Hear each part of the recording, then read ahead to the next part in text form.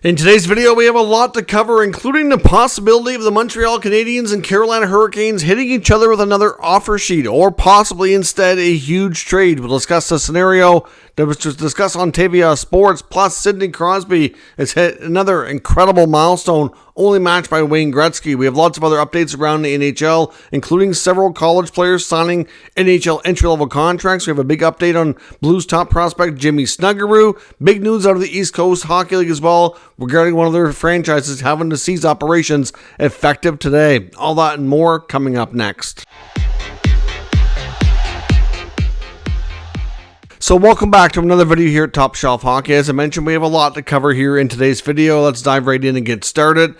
First up, the NHL has announced its 3 stars of the month for the month of March. That includes Edmonton Oilers captain Connor McDavid, Nathan MacKinnon of the Colorado Avalanche, and Philip Forsberg from Nashville. Obviously, McDavid and MacKinnon are in a pretty dead heat battle here, along with Tampa Bay Lightning forward Nikita Kucherov for the top scoring race for the Art Ross Trophy. McDavid, of course, was long out of it and has slowly battled his way right back to the top. MacKinnon and Kucherov have been near the top for quite an extended period of time here, having quite phenomenal seasons. Obviously, they're all in kind of different situations here, but they're all likely heading for the playoffs, which is good to see. Obviously, they're all going to be in the conversation for the Hart Memorial Trophy as well. So all 3 of these players, including Philip Forsberg, deserving of their acknowledgement for their performance during the month of March. As I mentioned, Sidney Crosby, an incredible career, has just hit another major accomplishment, and one that's only been matched by the great one, Wayne Gretzky. Sidney Crosby, after his last game, hit 82 points, which guarantees that he's going to be at least a point-per-game player yet again. That is the 19th consecutive time in Crosby's career that he will be a point-per-game player. That's only been matched by Wayne Gretzky. They're the only 2 players. If you look at all of Gretzky's records, this is not one that gets talked about a lot, but it's pretty impressive. I mean, Sidney Crosby, I believe he's 36 now. For a 36-year-old season, he's having one of the best ever at that age. He just continues to not really slow down. I mean, yes, he was arguably maybe a little more putting up bigger numbers when he was a little bit younger, but still, for his age, he's doing phenomenal. Just shame the Penguins and the whole team around him was not keeping up, and they're not heading for the playoffs. We'd love to see what Crosby could do with another playoff opportunity, obviously, but to have 19 consecutive years at a point per game, pretty darn impressive. He's certainly, what you'd say on the Mount Rushmore of hockey players, I think all time. I'd like to know where you think Crosby's going to rank all time by the time he's said and done. It's a shame too if you think about the lost time that we had. We lost some games because of the pandemic. We've had lockouts. Of course, Crosby missed an extended time early in his career with a concussion issue, neck issue. If you take away all of those situations and all of the extra games that he could have played, he might have been able to, have a legit shot, maybe at getting close to 2,000 points in his career. That's certainly something he still may do. It really boils down to how long he plays and how long he can keep up this high level. But we always knew Crosby was going to go down as one of the greats, but this just shows you what elite company he truly is in. Now, as I mentioned, we have several signings today. College players getting NHL contracts. This is for the second time now the Rangers have made a signing. The Rangers have signed defenseman Victor Mancini. He gets a 2-year entry-level contract. He's 21 years old. He was originally a 5th-round pick in 2022. He played 3 years of college hockey at the University of Nebraska, Omaha. So Mancini is officially signed with the Rangers. The Florida Panthers today signed a massive goaltender. Cooper Black is his name. He stands 6'8". Now, Ivan Fedotov, who just got back and joined the Philadelphia Flyers after a long 1.5 plus of not being able to fulfill that NHL contract, he was listed as 6'8", but once he actually got to the Flyers and went through all the proper steps and measurements, he's actually listed now as 6'7". So he's tied all time for the tallest goaltender. Well, this guy, Cooper Black, if he makes it to the NHL and plays NHL games, he could break that. And he's actually assuming that this is accurate, but he is listed right now at 6'8". He's 22 years old, an undrafted goalie through Dartmouth College who's had some impressive numbers. So Florida continues to add to their impressive goaltending depth, of course, they still have Spencer Knight, who's battling through and playing in the minors. He actually had a really solid last month after having some struggles earlier on. So, this could be a great find for Florida. We'll have to wait and see. The Boston Bruins also signed forward Jackson Nelson. He gets a 1-year ELC. He's another year older again. Of course, he's a right shot center. It was a captain to University of Minnesota, so good leadership, good playmaker from what I can see as well. So Nelson will be a good add here for the Bruins. Likely, I believe he's starting with the AHL on an amateur tryout, if I'm not mistaken, here as well. The Toronto Maple Leafs got Jacob Quinnipiac. Now he is a player. He's a Dartmouth, Nova Scotia boy, so obviously somebody I'm a little bit more familiar with because he's from my neck of the woods here in the Maritimes in Atlantic Canada. But Jacob, of course, might be known for that championship goal last year. He scored the winning goal for his college, for Quinnipiac, to seal the national championship game. So he probably projects to be more of a third-line player. I think he is somebody who will show offensive upside at the NHL level, but going to be more of a defensive, hardworking kind of player. I'm not sure that he'll hit real high offensive totals if he gets an NHL job on a regular basis. Time will tell. Maybe I'll be proven wrong, but to me, I think he could be a solid, real solid bottom six player. We'll see once he gets his opportunity here. In the Carolina Hurricanes got themselves a good one as well, getting 2021 second-round pick defenseman Scott Morrow under contract. He gets a 3-year ELC. Of course, he's 21 years old, right-shot defenseman from UMass. So certainly Morrow is known as a real solid college player. Good addition there from the Hurricanes. Now, as I mentioned, we have a variety of other roster updates, injury updates, some lineup notes for tonight. The Maple Leafs today confirmed that Morgan Rielly is expected back in tomorrow's game, so that'll be a nice addition. Mitch Marner, on the other hand, still going to be out for the rest of the week. It is possible he returns on the weekend. As I've said before, they're playing extremely well. I wouldn't rush it. Really, he still has lots of time to get games in before the playoffs, but Marner is a possibility for the weekend. In Washington tonight, TJ Oshie is out yet again, so he's out tonight. In Vegas, they've confirmed that, of course, we saw yesterday Thomas Hertl was practicing in a non-contact jersey. Well, obviously things went well because today he was on the ice in a regular jersey, and Vegas has indicated that he could play this week or by the weekend. So I know Bruce Cassidy said that they're kind of waiting to see what they decide, but things are going well. He'll definitely be in soon, but it could be as soon as later this week. So we'll have to see. And in Pittsburgh, they've recalled goalie prospect Joel Blomqvist as well. And in Florida, of course, they're in a back-to-back. They played the Leafs last night. Ended up dropping down a fair 6-4. They were down 5-1 and battled back in the third period. Made it interesting, but Matthews was the second of the game. Got an empty netter to seal things up for a 6-4 Maple Leaf win. But they're tonight without Matthew Tkachuk, who's sick with a flu bug. And Carter Verhaeghe is now listed as week-to-week. So you take Tkachuk and Verhaeghe out of that lineup, that will certainly hurt. Two very strong offensive players. So obviously Montreal will have a little bit of an easier time with them, but we'll see. Florida's on a back-to-back. Habs have been playing some good hockey lately too, so it should be a pretty good affair. Now, as I mentioned, we got a pretty significant update today on Blues top prospect Jimmy Snuggerud, who we thought was a good chance of signing and going pro. That is not going to happen. The St. Louis Blues did put out an announcement earlier today with comments from general manager Doug Armstrong confirming that they've consulted with Jimmy Snuggerud and respect Jimmy's decision to return to college next year and go back to the Gophers for his third season. Obviously, in most cases, most players don't usually regret going back for another year of college. Obviously, it's important to get your education. It's important to continue developing. You want to turn pro when the time is right. Obviously, Snuggerud, I think, is probably ready for the jump from a strictly hockey perspective, but like I said, I don't think it's gonna hurt his case here. Maybe you could be looking at the Blues lineup and wondering if he's going to have a real shot at making that lineup or not.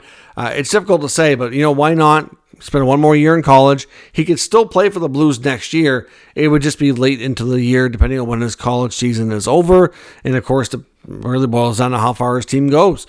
Sometimes by the time their season's over, the regular season is either pretty well over, just about over, in some cases is over. So we'll have to see. But Snuggerud is not signing in St. Louis. All indications we've seen from St. Louis media who have a little bit further knowledge of the situation don't really think there's any reason for Blues fans to be concerned. We have no reason to think that he doesn't want to play there. They do hold his rights for 2 more years. So he would have to not only play next year in college, but return again 1 more year after that before he would be able to hit UFA status. So I guess if this happens 1 more time, I think at that point you'd be concerned. But right now, there's no reason to really go down that road. John Tortorella went down and called his Flyers team out pretty hardcore, saying that they were soft. And the soft is the one thing the hockey players do not want to be called. Of course, they were game against the New York Islanders, where he completely called them out and said in the second player, basically that the entire team sucked. Only the goaltender, who was Ivan Fedotov, going in relief of Sam Ersson, was the only one who really showed up and played. Really called them all out.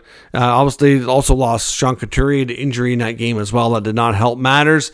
But ultimately, he did give them a little bit of praise for their third period play to come back and get the game into overtime. But then, of course, they lost it in overtime. Morgan Frost was involved in getting the game tied up, but he was also the culprit in giving the puck away to cause the overtime winner for the Islanders. So Frost, he plays hero and villain here all at once. And I honestly don't think Tortorella likes Morgan Frost as a player.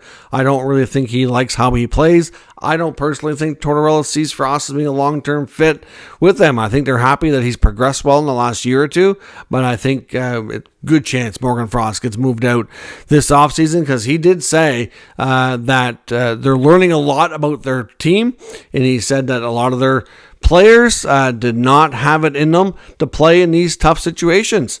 He just said they don't have it. That's also pretty condemning. A lot of people thought this was, as much as Torts can be too harsh at times, some people thought it was fine because the team did have a really bad period, but a lot of people are kind of saying Torts needs to ease up here, because at the end of the day, this team should have no expectations. They were all picked by most people, and probably themselves included, thinking they were going to be pretty low in the standings, not expecting to make playoffs. They've been in a playoff spot for a long time, hanging on here late in the season.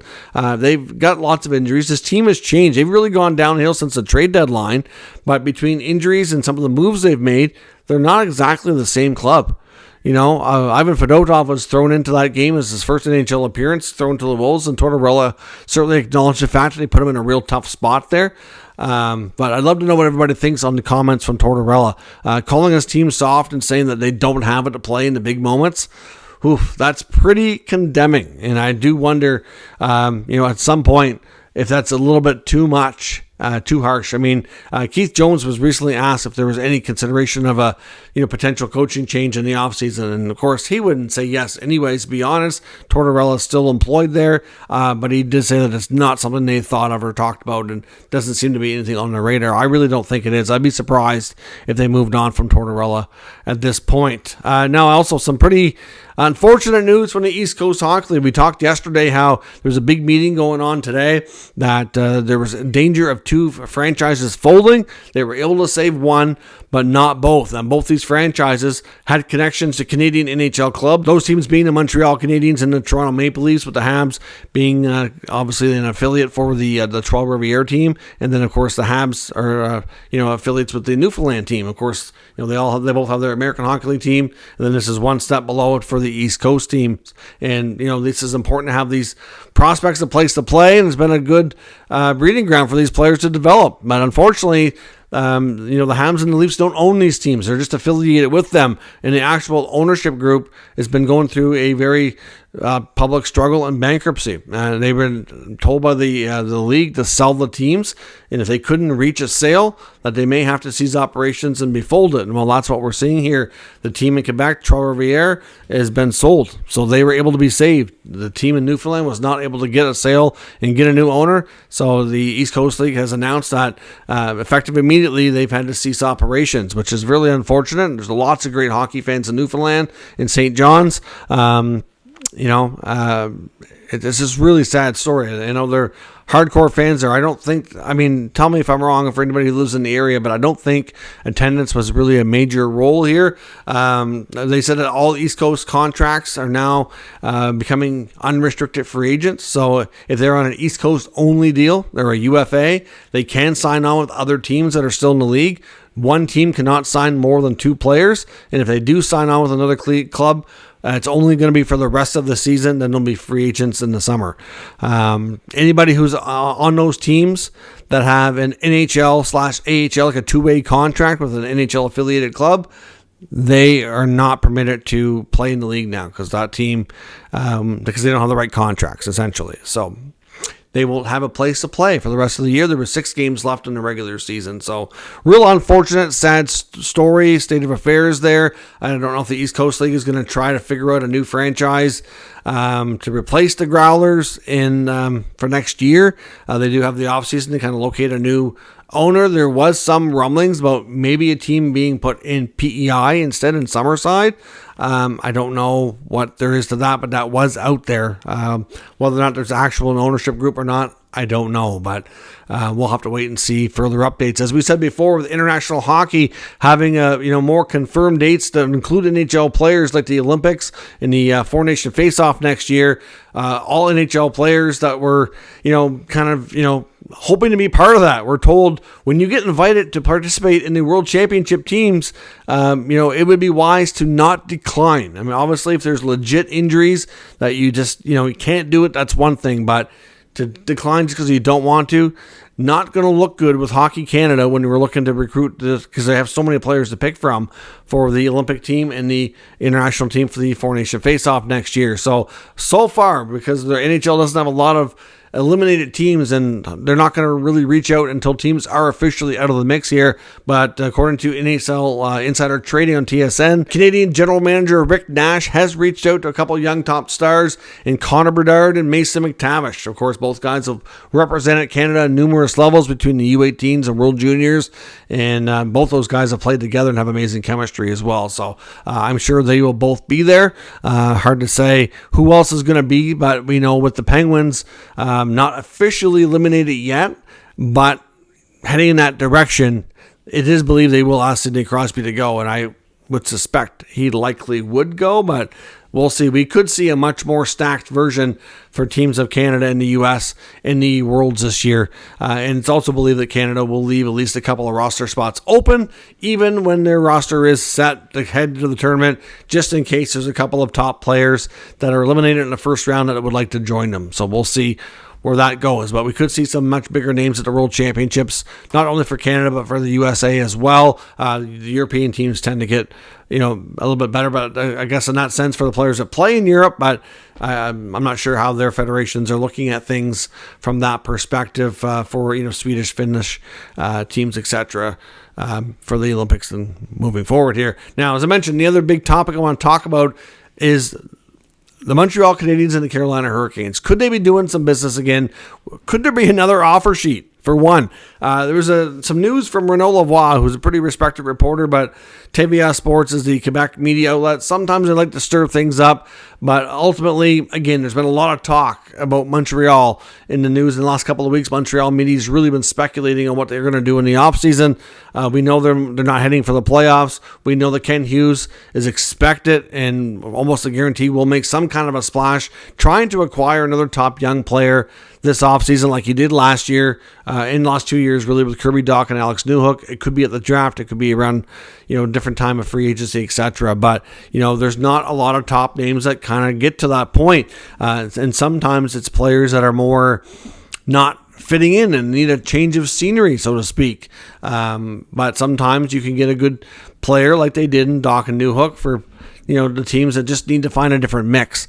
Obviously, in Montreal, the player that we're mainly focused on here is Marty Necas. It talks about some other young possible names they could be targeting, and Necas is right near the top of Lavoie's list. Now, of course, he is a pending RFA, so there could be an offer sheet. We've seen these two teams attack each other in recent years. Of course, Marc Bergevin was the GM of the Habs when that happened on Montreal's side. He's not there anymore, so I don't know how Ken Hughes and Jeff Gorton feel about that. But, of course, we saw it happen with Aho To me, that was a really poorly executed offer sheet. Did not work out. The Canes match, kept their player. And then, of course, Carolina targeted Jesperi Kotkaniemi later on, and they actually won that offer sheet, got the player, and I think now they probably regret it after signing him to a long-term deal. It's fair to say that contract's not aging well, and he's kind of become a bottom six, fourth-line player a lot. Was that really necessary? I don't think it was. So you got to be careful, buyer beware, so to speak. But Marty Necas is a player who in Carolina, because of the additions they've made, especially with the addition of Jake Guentzel, has been playing lower in the lineup than he probably would like. And Lavoie said that he's heard rumblings from around the league that Necas might be looking to move on and might be looking for more opportunity, bigger role elsewhere. And obviously Montreal could be that team. Clearly, these teams have history. It may not be an offer sheet in that sense. He said it would be more likely to be a trade, but I guess couldn't completely rule out an offer sheet. But to me, if the Canes know an offer sheet's coming, I think they'd be more likely to deal anyway. Now, the thing with Carolina, they're going to have some flexibility, but they have a lot of names that they need to pay or replace. He's not the only young player on the team, Necas is, that needs a new deal. Seth Jarvis, who's another emerging top star, is going to needs a new contract too, and he's going to, I honestly think he's going to maybe even get priority here. He'll get the long-term, bigger money deal over Necas. I do. If they can't keep both, I think they keep Jarvis. I really do. On the blue line, they've only got a couple defensemen signed. They've got Brady Shea and Brett Pesce. Both need new contracts. Jalen Chatfield, who's hit back there and been a nice fit, he needs a new deal. Tony DeAngelo, who I don't think they want to keep him, but he's up. So they don't have a lot of D signed next year. Goaltending, they have more than enough. They got Freddie Anderson. They got Martin and Kochetkov. So, it could be some sort of move there between the pipes. But up front, they've also got, I believe, Teravainen needs a new contract too. There's a lot. And yes, the cap's going up. They're not completely strapped. But at the same time, if they want to keep Jake Guentzel, and they gave up a good amount of prospects and picks to get him, and if he proves to be that game breaker that they're missing in the playoffs especially, and I think he could be that guy, and they want to keep him. If they want to keep Guentzel and Jarvis, it might cost them Necas. It doesn't make sense for him to be making, $6 million, $7 million on the third line. That's an overpayment. So, as much as they're going to, we know Carolina's got a history here, they're going to give him a number and be like, this is all we're willing to do. Now, he's got arb rights as well, so it could be a situation that's drawn out. And depending on how things are looking in that sense, that could lead to a trade. It may not be at the trade or at the draft. It could come a little bit later. But it makes sense that teams that would like to add a top six forward, somebody who's on the younger side of things, still not fully hitting their prime, and needs a new, somebody who they could afford to pay to bring over. Necas, to me, is a prime target, and it's not going to be just Montreal. I can see other teams, whether it be Ottawa, Buffalo. These all are teams that have a good mix of players, but have underperformed this year. Detroit's another one. They're right there, but might feel that they're a weapon or two away from making sure that they don't take that step back next year. In Montreal, to me, they have a little bit more to offer, I think. Montreal's got a lot of young defensemen that they can't keep. They could certainly include a lot, somebody from that group. Like I said, you've got Jordan Harris, you've got Struble, you've got Jack-Eye, you've got Kovacevic. All these guys that are on the in Goulet, there's 4 or 5 of them right there, 4 of them there that are already in the NHL, and then you've got Reinbacher coming, and of course you got Lane Hudson, you got Logan Mailloux in the minors. They are a wealth of young defensemen, so they can't all play in Montreal if they're all going to be NHL players. They've got some interesting forward options. They've got lots of draft currency. They could make the Canes a very healthy offer that would probably intrigue them more so than a team like Ottawa, Buffalo, Detroit. Hard to say exactly. Buffalo has a lot of young players on their roster. They've got a few more coming. Ottawa doesn't have as deep of a prospect pool as the Sabres do. The Sabres still have more guys coming that could be of help in the next year or two. Ottawa has some, but not as much on a higher level. So hard to say who could make the best pitch. But Montreal, to me, will be right up there. And like I said, we know their GM has a reputation for this. He's got the assets. These teams have history. And if Necas wants a bigger role, to me, this is a potential huge option. So let me know what your thoughts are. Do the Montreal Canadiens and Carolina Hurricanes have another deal in the works here? Would it be an offer sheet? Would it be a huge trade? Does Nate just fit in Montreal? Said he's at mid-20s range, looking to take his game up to another level. A solid top 6 regular role, power play. I really think Marty Necas could be a 75, 80-point player on a consistent basis if he's given the opportunity. So let me know what you think down in the comments. We'll discuss further. If you're new to the channel, make sure you subscribe and stick around. We'll keep you up to date with the latest news, rumors, and analysis of all 32 NHL teams. Thanks for watching. I'll catch you next time.